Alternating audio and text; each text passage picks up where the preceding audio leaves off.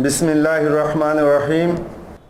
আজ সকাল 10 ঘটিকার সময় মহেশপুর উপজেলা যাদবপুর ইউনিয়নের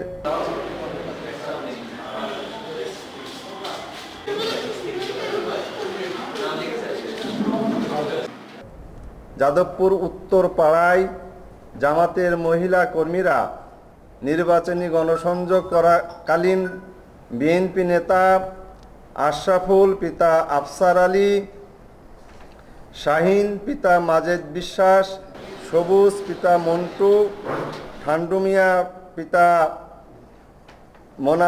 মোনাব্বার, আসাদুল পিতা এরশাদ আলী, এদের নেতৃত্বে 10-12 জন বিএনপির সন্ত্রাসী কর্মীরা আমাদের জামাতের মহিলা কর্মীদের উপরে লাঠি সোটা নিয়ে অতর্কিত হামলা পরিচালনা করে। এতে জামাতের 5 জন মহিলা কর্মী মারাত্মকভাবে আহত হয়। তাদেরকে লাঞ্ছিত অপমানিত করে বোরকা খুলে নেওয়া হয় এবং পরবর্তীতে আরও 3 জন পুরুষ কর্মীকে মারধর করে জখম করা হয়।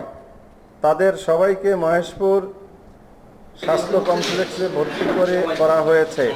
তারা সেখানে সবাই চিকিৎসাধীন আছে।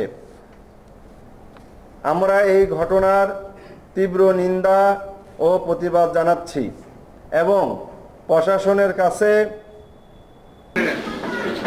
তাদেরকে গ্রেপ্তারপূর্বক আইনের আওতায় এনে দৃষ্টান্তমূলক শাস্তির জোর দাবি জানাচ্ছি।